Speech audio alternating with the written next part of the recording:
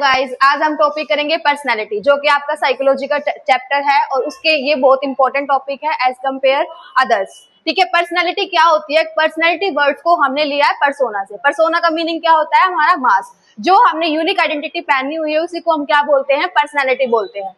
Personality क्या होती है? एक ऐसा ऑर्गेनाइजेशन है जिससे हमारे कैरेक्टर के बारे में पता चलता है और एक हम यूनिक आइडेंटिटी जो अपने आप को रिसीव करते हैं उसका पता चलता है।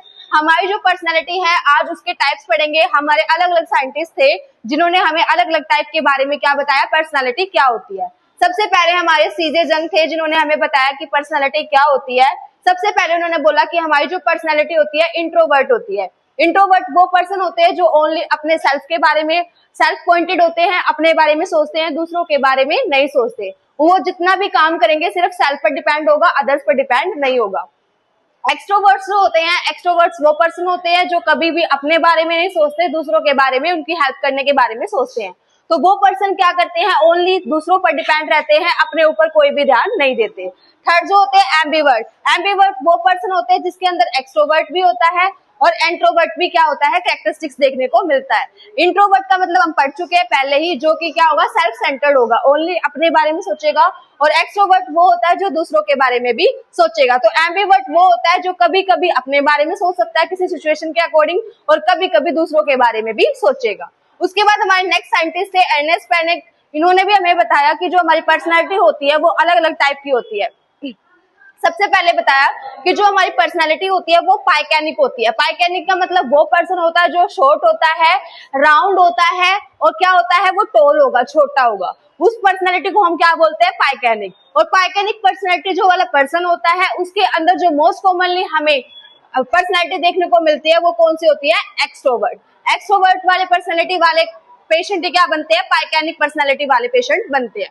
सेकंड जो है एस्थेनिक। एस्थेनिक वो पर्सन होते हैं जो कि स्लेंडर होते हैं या फिर हम बोलते हैं स्लिम बॉडी जिनकी होती है, या फिर वो पतले होते हैं।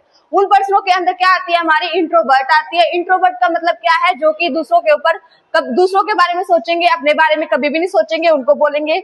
एस्थेनिक जो होते हैं, एस्थेनिक का मतलब क्या होता है? Slender body. और एस्थेनिक वर्ड ये भी डिनोट करता है कि एक स्ट्रॉन्ग बॉडी होगी। जैसे कि एथलेटिक पर्सन तुमने देखे भी होंगे जिनकी मसल्स क्या होती है? स्ट्रॉन्ग होती है।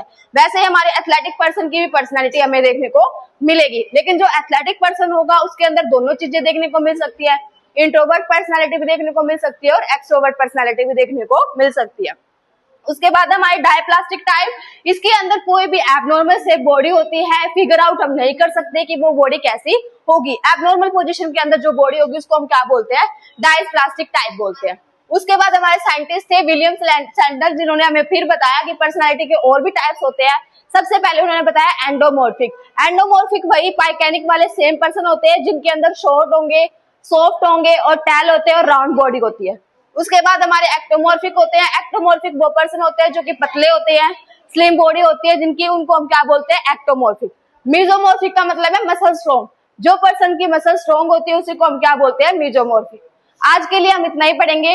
ये आपके टाइप्स ऑफ पर्सनालिटी की। नेक्स्ट वीडियो में हम इसकी थ्योरीज के बारे में एक्सप्लेन करेंगे, इसके फैक्टर्स के बारे में। Thank you.